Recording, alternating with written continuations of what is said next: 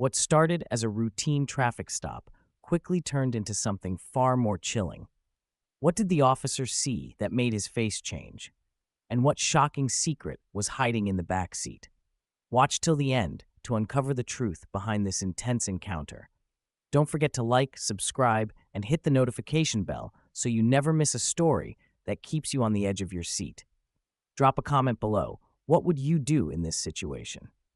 Police officer pulls over a car, but when he sees the little boy at the back, his face changed.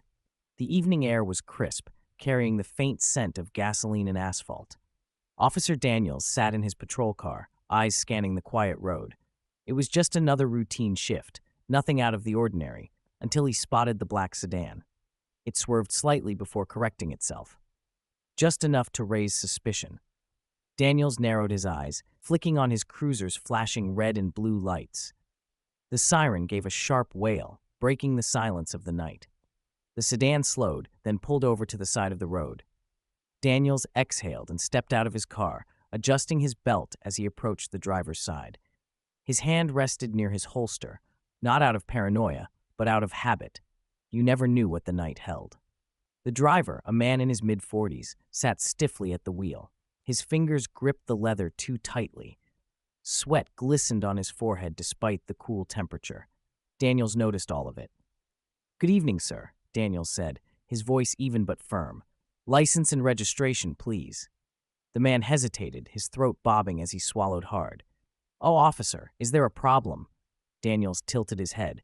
"You swerved back there, just making sure everything's all right."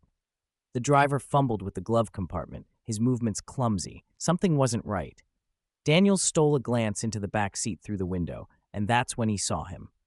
A little boy, no older than 6, sat stiffly in the back. His big brown eyes were wide, locked onto Daniels with a silent plea. His small hands clutched at his seatbelt, knuckles white. He wasn't crying.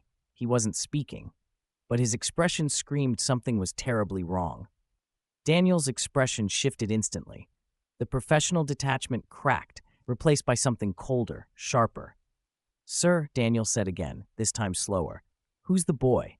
The driver hesitated. My son." Daniels' jaw tightened. The boy's gaze flickered to the driver for the briefest second. Fear. It was unmistakable. That was all Daniels needed. His stance changed. His hand drifted, now fully resting on the grip of his firearm. His pulse remained steady, but his instincts screamed. "Step out of the vehicle," Daniels ordered, his voice like steel. The driver's Adam's apple bobbed again. "Oh, officer, Now." The little boy's lips parted, as if he wanted to say something, but he didn't. And Daniels knew. This was no routine stop anymore. This was something else, something far worse. A heavy silence settled over the roadside, thick with unspoken tension. The distant hum of passing cars barely registered as Officer Daniels locked eyes with the driver. The man didn't move. He was frozen, like a cornered animal deciding whether to run or fight. Daniels' fingers curled tighter around his holster. His every instinct screamed that something was wrong. "I won't ask again. Step out of the vehicle." The scene was a blur of flashing lights and radio chatter as more patrol cars screeched to a halt. Officers rushed in, weapons drawn, securing the suspect, while paramedics moved in to tend to the gunshot wound. The man groaned, his face twisted in pain, but Daniels kept his eyes on the boy. Tears streamed down the child's cheeks, his small hands gripping the seatbelt as if it were the only thing tethering him to reality. His whispered words still echoed in Daniels' mind. "He's not my dad." But something in the way the driver had reacted gnawed at Daniels. He hadn't lunged at the boy. He hadn't screamed threats. His panic had been different, not the kind of desperation he usually saw in kidnappers. Daniels squatted beside the open car door, his voice gentle but firm. "Kid, what's your name?" The boy sniffled, his chest rising and falling with short, panicked breaths. Ethan," Daniels nodded. "Okay, Ethan, can you tell me what happened?" The boy hesitated, his eyes darting toward the driver, now handcuffed on the ground, groaning under the weight of an officer's knee. Then, something changed. The fear in Ethan's eyes flickered, and Daniels saw it. It wasn't terror, it was hesitation. Daniels' gut twisted. Something wasn't right. The driver, pale from blood loss, suddenly found his voice, his eyes locked onto Daniels, desperation cutting through the pain. "Please," he rasped, his breath shaky, "don't let them take him." Daniels froze. The man's voice, his tone, wasn't pleading for himself. It was for the boy. Daniel's fingers curled. He turned back to Ethan, his mind racing. "Who is he, Ethan?" he asked softly. The boy's lip trembled. "He." A long, shaky breath. His little fingers clutched the edge of his hoodie. "He's my dad." Silence. The world around them seemed to be still. The officers, the flashing lights, the distant hum of sirens faded for a split second. Daniel's blood ran cold. His grip on reality wavered as the pieces crashed together in his mind. The man wasn't a kidnapper. The boy wasn't taken. Daniels had shot an innocent father. A breath hitched in his throat as he turned to the suspect. No, the victim, who was now looking at him with something deeper than pain. It was a betrayal. Daniel's pulse pounded against his skull. His training told him he had acted correctly. The knife, the hesitation, the boy's words. But had he? Had he misread the fear in the child's eyes? Had he jumped to conclusions? The weight of it settled into his bones. The air felt thick. Then Ethan whispered something that sent a fresh wave of ice through Daniel's veins. "He told me to say it," the boy muttered, his voice breaking.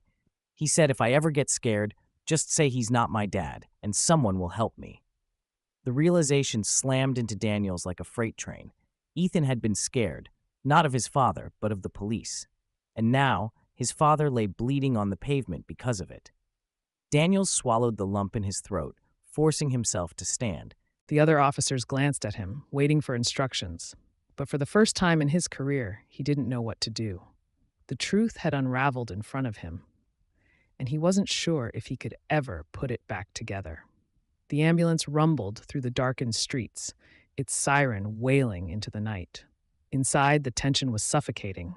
Officer Daniels sat across from the wounded man, watching as paramedics worked to stabilize him. Ethan sat beside his father, his small hand still trembling as he clutched his hoodie. Daniels could barely process what had just happened. The bullet, the fear in the boy's voice, the truth unraveling in real time. But something still gnawed at him. The knife. Daniel's gut clenched as he looked at the man's wrist, where just moments ago his hand had been reaching toward something. The knife had been in the cup holder, within reach. The father noticed Daniels staring and let out a weak chuckle. It wasn't amused. It was bitter.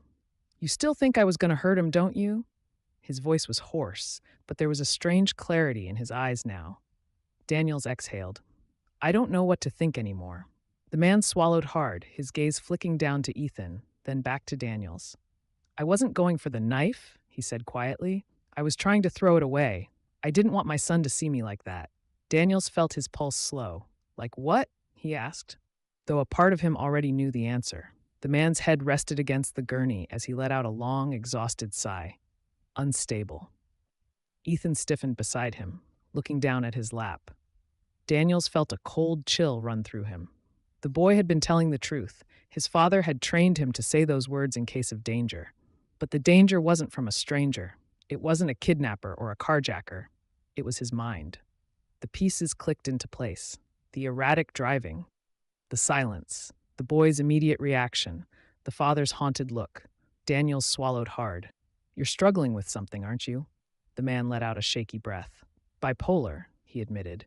"Diagnosed 3 years ago. I try to manage it. Meds, therapy, everything they tell me to do. But sometimes," his voice wavered, "sometimes it gets too much." Ethan shifted uncomfortably, and Daniels saw it. The child understood more than he let on. "Tonight," the man continued, "I felt it coming. The switch. My mind was racing and my body shaking. I wasn't thinking straight. So I told Ethan what I always tell him. If I start acting different, if I stop feeling like myself, you say the words and someone will help you." He blinked back tears. I didn't know he'd say them to a cop with a gun. The ambulance hit a bump, but Daniels barely felt it. His mind reeled. He had almost killed a man having a mental health crisis. Daniels clenched his fists. He had been trained for this. De-escalation, assessing threats, and reading situations. And yet, in the heat of the moment, he had reacted like a weapon, not a protector. Ethan's voice was barely a whisper. "I just wanted help for my dad." Daniel's chest tightened. He thought about the bullet lodged in the man's shoulder. The boy watched in horror as his father bled. The trust, so fragile, shattered in an instant. Silence settled between them until the father finally spoke. "So, what happens now?" Daniels didn't know how to answer. Would the man be arrested, admitted to a psychiatric ward? Would Ethan be taken into protective custody? Daniels had no idea. But one thing was certain: this was no longer just a routine stop. This was a family in crisis. And for the first time in his career, Daniels wondered if he was the one who needed to fix it. The ambulance's siren wailed through the city streets, but inside, the tension was suffocating. Officer Daniels sat rigidly, his eyes locked on the father, whose breathing was uneven but steady. Ethan clung to his father's sleeve, his small fingers trembling as though he could hold his world together by sheer will. Daniels had been in life-or-death situations before. He had faced gunfire, chased criminals, and pulled people from wrecked cars. But this was different. This was a man unraveling in front of him, a father fighting a battle in his mind. The ambulance jolted to a stop outside County General, and the back doors swung open. Paramedics rushed in, wheeling the stretcher down the ramp. Daniels followed, his badge heavy on his chest. As the gurney moved through the emergency entrance, a nurse asked routine questions. Patient's name? The father swallowed. David Porter. Daniels took note. David Porter, and not just a suspect. Relation? She asked, glancing at Ethan. David's eyes flicked toward his son, hesitation flickering across his face. Before he could answer, Ethan spoke. He's my dad. His voice was quiet but firm. Daniels felt something crack inside him. No doubt. No hesitation. Just love. The nurse nodded, scribbling it down.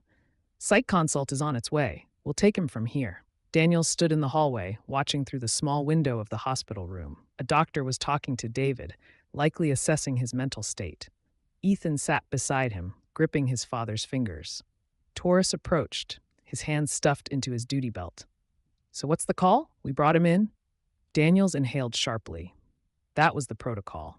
Reckless driving, resisting, reaching for a weapon. On paper, it looked bad, but the reality wasn't that simple. He wasn't a threat, Daniels muttered. Not to his kid, not to us. Taurus studied him. You sure about that? Daniels glanced back at the room. The raw exhaustion on David's face, the silent plea in Ethan's eyes. If we arrest him, what happens to the kid? Daniels asked. Taurus didn't answer. He didn't have to. They both knew. Ethan would go into protective custody. Foster care, maybe. Taken from his father, the one person he trusted most, despite everything. Daniels made his choice. I'm not pressing charges, he said, voice steady. He needs a hospital, not a jail cell. Taurus let out a slow breath but nodded. Your call. A new understanding. Hours later, Daniels sat beside Ethan in the hospital waiting area. The boy was curled up in the chair, head resting on his knees. You okay, kid? Daniels asked. Ethan didn't lift his head. Are you going to take my dad away? Daniels hesitated. Then softly, no, not tonight. Ethan finally looked at him, his young face still streaked with dried tears. He's not a bad dad, he whispered. Daniels nodded. I know. The weight of his own mistakes pressed heavily on him. He had fired too soon, assumed too much. But maybe, just maybe, tonight wasn't about punishment. Maybe it was about understanding. Daniels sighed and leaned back in his chair. Hey, Ethan? The boy looked up. You did good, kid, Daniels said. You got your dad the help he needed. For the first time that night, Ethan gave a small, tired smile. And for the first time that night, Daniels felt like he had done something right. This story reminds us that not everything is as it seems.